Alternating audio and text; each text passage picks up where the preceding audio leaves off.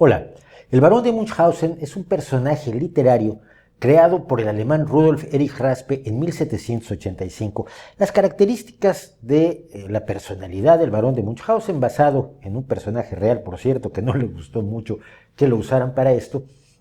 es que contaba unas historias de sus hazañas absolutamente imposibles, como haber viajado montado sobre la bala de un cañón o haber visitado la luna. El barón de Munchausen era lo que nosotros conoceríamos hoy como un mitómano. Seguramente usted conoce a alguien que sea así, una persona que cuenta historias maravillosas para llamar la atención sobre sí mismo y en algunos casos hasta se cree sus historias y cuando uno los conoce y los escucha contando falsedades brutales, queda uno horrorizado. Me ha pasado a mí de estar sentado con alguien que cuenta algo que nos pasó a los dos y empieza a exagerarlo y a convertirlo en una historia de grandes aventuras donde los dos hicimos, ¿verdad que sí, Mauricio? Y tú dices, no era así, lo has exagerado todo, lo has llevado al delirio, pero lo peor es que te lo estás creyendo. Ese es el mitómano y ese era el barón de Munchausen, el que miente para llamar la atención sobre sí mismo o para hacerse el importante, como decimos en mi pueblo. Esta creencia en las propias mentiras, esta exageración, este vivir en un mundo de fantasía para llamar la atención, ha sido llamado precisamente el síndrome de Munchausen por parte de los psicólogos. Pero hay otra forma de Munchausen que es mucho más dramática y es el llamado Munchausen by proxy o Munchausen por poderes, donde se hace que un tercero sufra una serie de problemas para llamar la atención sobre uno mismo. Pasa sobre todo con personas que están a cargo de la atención o el cuidado de otra persona. Niñeras, cuidadores encargados de la atención en el hogar, o padres o madres que llegan a hacerle daño a las personas a las que cuidan para llevarlos al hospital y para hacerse las víctimas y conseguir el cariño y el apoyo de todos los demás por el sufrimiento que están sintiendo ante el dolor que tiene la persona, el niño, el adulto, el discapacitado al que están cuidando. Este es el síndrome de Munchausen por poderes, se ha hecho mucha televisión al respecto y es verdaderamente aterrador porque lleva a que le hagan daño a la persona a la que están cuidando de una manera gravísima a fin de poder ellos ser los héroes de la película, a fin de poder atraer la atención sobre ellos. Hace un tiempo siento que algunas de las personas que se preocupan o dicen preocuparse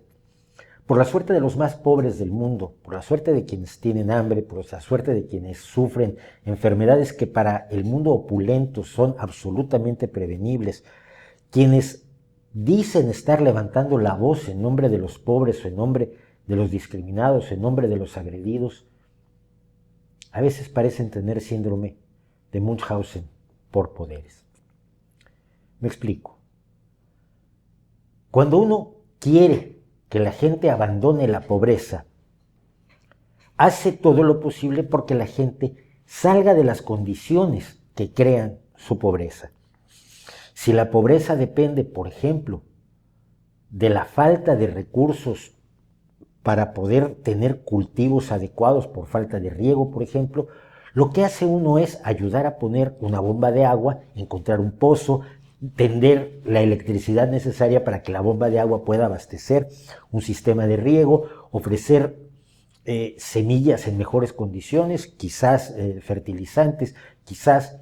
pesticidas para que las plagas no se coman el trabajo de los pobres y así ayudar a que salgan de la pobreza extrema. Una forma de huida de la pobreza extrema que señala y subrayaba enormemente Hans Rosling, el gran estadístico sueco, es conseguir que las niñas vayan a la escuela. Cuando las niñas se escolarizan y además tienen acceso a anticonceptivos, de súbito toda la sociedad cambia. Ellas tienen hijos más tarde, tienen menos hijos, tienen perspectivas de vida que van mucho más allá de la que les imponía la sociedad de la pobreza y de la tradición y de la miseria en la que estaban incrustadas y ven una vida más allá que no depende de tener hijos en serie de ser solamente máquinas reproductoras. Cuando se atacan esos problemas, cuando se reparten vacunas, cuando se consiguen radios de dinamo como los que se hicieron en un momento dado, cuando se consiguen bicicletas para que la gente pueda mover sus bienes, pueda mover a sus familias, cuando se ponen las bases para que la gente salga de la situación que nos parece inadecuada y que a ellos evidentemente les parece inadecuada, se logran algunas cosas. Los objetivos del milenio de la ONU, por ejemplo, han avanzado en gran medida, aunque queda muchísimo por hacer, lo hemos dicho aquí. La pobreza extrema ha disminuido, el hambre ha disminuido en los últimos 30 años y es un logro que merece que nos congratulemos, aunque no significa que debamos bajar la guardia ni mucho menos, queda mucho por hacer en ese respecto. Pero hay un grupo de personas que al parecer su lucha fundamental es por mantener a los pobres en la pobreza, a los hambrientos en el hambre, a las personas con enfermedades prevenibles en las enfermedades prevenibles, a las personas sin oportunidades en la misma falta de oportunidades que han tenido históricamente, sobre todo bajo la presión de grupos hegemónicos, opresores, poderosos, que han usado sus tierras, que han usado sus recursos o que simple y sencillamente los han usado a ellos como peones en el campo, como mano de obra para mantenerlos ellos también en una situación de sumisión y pobreza. ¿Qué diferencia hay entre el que los explota para mantenerlos así y quien lucha por mantenerlos así? Sabemos que es una persona que consideramos inmoral, un explotador, una persona que no tiene sentimientos morales esenciales por la gente a la que utiliza como trabajadores con sueldos miserables y en condiciones lamentables. Pero otro que los defiende para que sigan igual hacia el futuro, para que el día de mañana no sean ingenieros o informáticos o enfermeras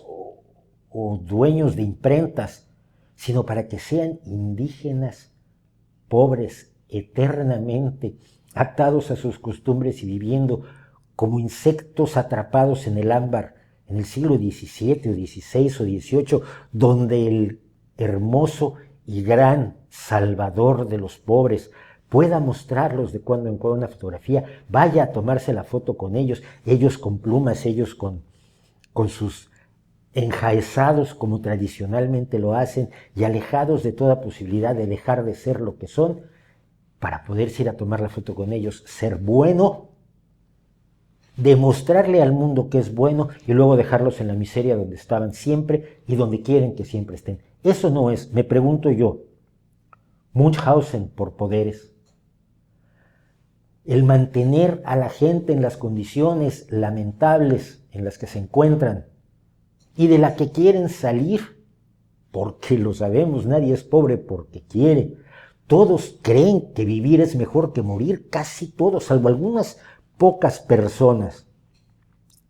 Todo el mundo cree que alimentarse es mejor que pasar hambre, que beber es mejor que sufrir sed, que estar sano es mejor que estar enfermo, que ver a tus hijos crecer sanos y felices es mejor que verlos morir en la miseria. Esas son las bases de cualquier moral razonable que podamos derivar de la experiencia humana.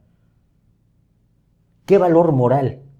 tiene el mantener los usos y costumbres y mantener a los indígenas exactamente en las mismas condiciones en las que han estado? Condiciones que además no eligieron,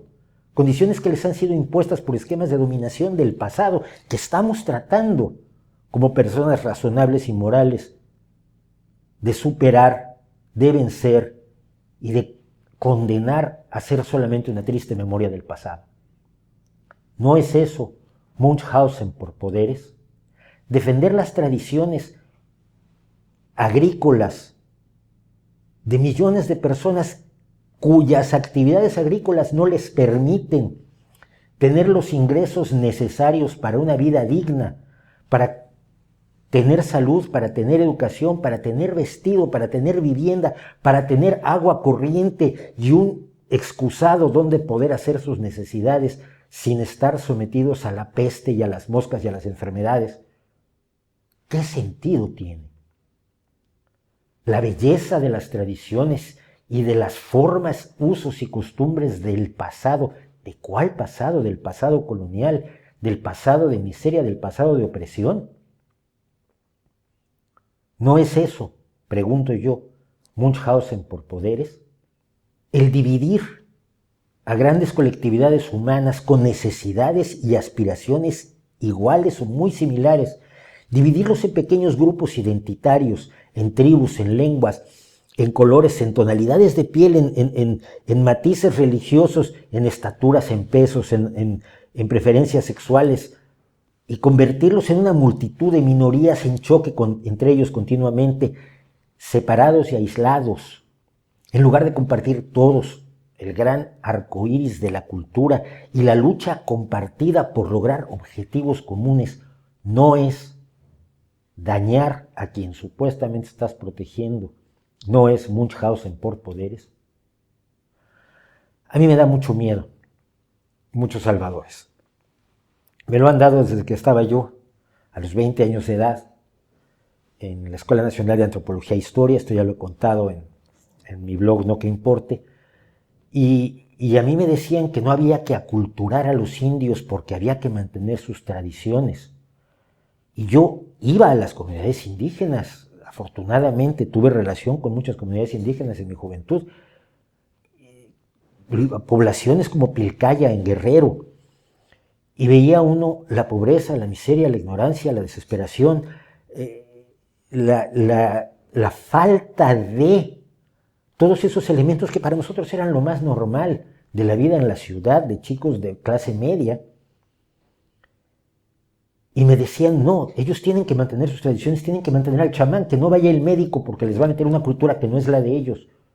¿Y por qué no es la de ellos? ¿Por qué el combate al bacilo de Koch por medio de antibióticos no es cultura de los indios? Porque no la hicieron ellos, tampoco lo hicieron el 99% de la humanidad que se beneficia de esos descubrimientos. No es un descubrimiento para un grupo humano en particular, el conocimiento es de todos. Y me decían que no había que aculturar a los indios, y me decían que no había que permitirles el acceso ni a la ciencia, ni a la cultura, ni al entretenimiento, ni a las costumbres, ni a los hábitos, ni a los principios de los derechos humanos del occidente blanco, porque el occidente blanco era malvado y ellos eran buenos. Y había que mantener los matrimonios de niñas, y había que mantener la opresión de la iglesia, porque su tradición era la católica, y cómo ibas tú a hablarles de ateísmo o de agnosticismo o de la posibilidad de impugnar al cura y a sus abusos. ¿No es esto, vuelvo a preguntar, Munchausen por poderes? Llevo muchos años, desde que dejé la Escuela Nacional de Antropología e Historia, observando la realidad, luchando en mi modesta capacidad por los más pobres, por los más oprimidos, por los más desprotegidos, por los menos privilegiados, y preguntándome si muchos de sus salvadores no quieren sino mantenerlos así para poder salir de ellos en la televisión, en los periódicos, en las revistas, diciendo qué bueno soy cooperante, qué bueno soy, yo defiendo a los indios, pero desde la comodidad de mi vida en una capital europea. Eso es Munchausen por poderes, ¿no cree usted?